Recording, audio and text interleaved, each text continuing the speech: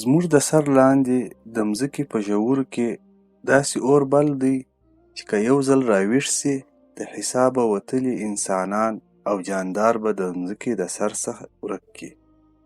ځینې آتش فشاني غرونه دومره خطرناک دي چې ساینسپوهان یې پر مځکه د قیامت دروازې بولي. خو کله راویښیږي ولې پر چا رحم نه کوي او تر ټولو خطرناک آتش فشانونه چیرې دي؟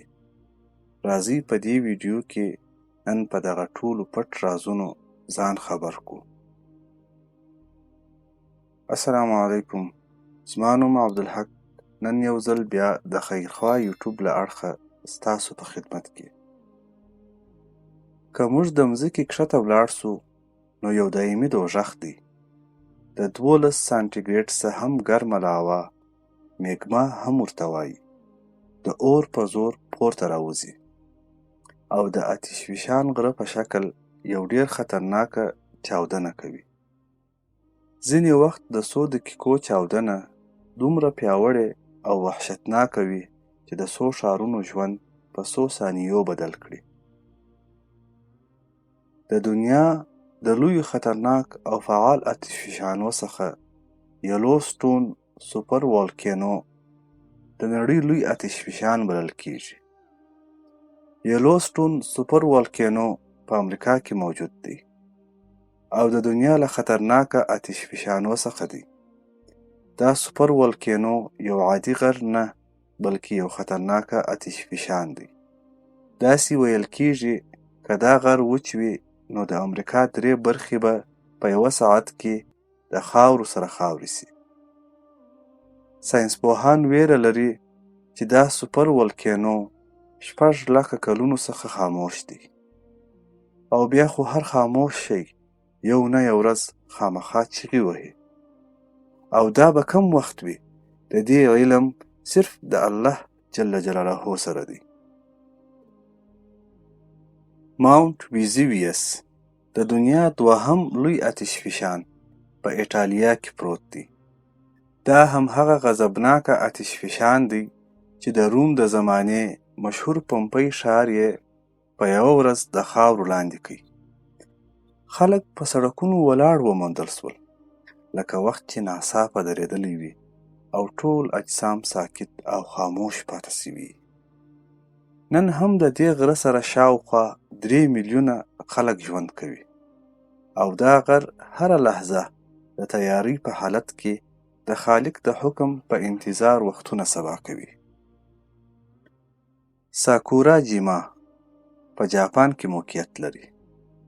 په جاپان کې د ساکورا جیما غر هغه 3م لوی آتش فشان دی چې هره ورځ کم از کم یوه کوچنۍ چاودنه کوي. خو د جاپان دغه آتش فشان تر ټولو خطرناکه خبره دا ده چې دا غر د یوې لوی چاودنې لپاره انرژي ذخیره کوي. داسې چاودنه چې د جاپان نیمه ټاپو نقشه بدلولای شي. ماونټ میراپي د دنیا 4م خطرناکه آتش فشان دی او په انډونیزیا کې واقع دی.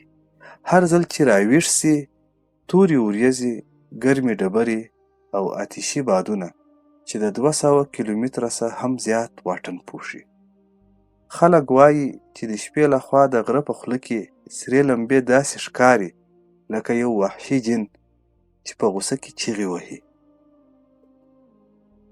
پاپو کاټ پیټل د مکسیکو پاپو کاټ پیټل 5م لوی آتش فشان په مقامي ژبه کې یې نوم د اور لوګی معنا لري. د دې غر د خولې څخه د شپې لمبې داسې راخیږي لکه یو لوی اژدها چې د خوب څخه پاڅېدلی وي. دا غر له مکسیکو ښار څخه یوازې 70 کیلومتره واټن لري. که هر وخت چاودنه وکړي د 20 میلیونه ښار به د لوی خطر سره مخامخ کړي. کله به دا غرونه راویښ سي؟ ساینسپوهان وایي چې آتش فشان د انسان د زړه په شان دی. هیڅ نه ده معلومه چې کله به د یو وحشتناکه غږ سره دماکه وکړي. د ځینو غرو لاندې د زلزلې ریږد سمال کویکس احساسیږي چې دا د لوی چاودنې خبرداری ورکوي. یو زورور آتش فشان دومره انرژي خوشي کوي لکه څو زره اټومي بمونه. دا آتش فشانونه د الله جل جلاله د قدرت لویوالی ثابتوي. په اسلام کې طبیعي آفتونه د الله د قدرت نښې بلل سوي دي. قرآن وایي بسم الله الرحمن الرحیم وما يعلم جنود ربك الا هو، یعنی د رب پوجونه هغه ته معلوم دي. دا آتش فشانونه، دا اور، دا قدرت انسان ته دا یادونه کوي چې موږ د دې لوی کائنات په مقابل کې څومره کمزوره یو. که یوازې یو سوپر ولکینو لکه یلو سټون په خپل پوره قوت او زور سره چاودنه وکړي، نو د څو میاشتو لپاره به د دنیا اسمان تور سي، لمر به پټ سي، د مځکې حرارت به راکم سي، کروندې به وچې سي او د نړۍ اقتصاد به د څو ورځو دننه ړنګ سي. ساینسپوهان دې سناریو ته نوم ورکړی والکینیک وینټر، د اور یخ ژمی. دا هم هغه ویرناک حالت دی چې انسانیت د ختمېدو له پولې تیرولی سي. موږ د ځمکې په ښکاره سطحه وینو شنه ځنګلونه، ښکلي ښارونه، خو لاندې د اور یوه لویه دنیا پرته ده. دا حیرانونکي آتش فشانونه، دا غړمبه، دا لمبې، د الله عظمت او د طبیعت طاقت دواړه موږ ته په یوه وخت کې ویره او عبرت راکوي.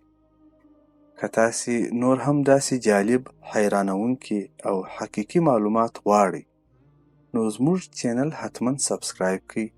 خواهش کوم لایک، کمنټ او د ویډیو شریکول مو هیر نسی. نیک خواهشات او نیکې دعاوې.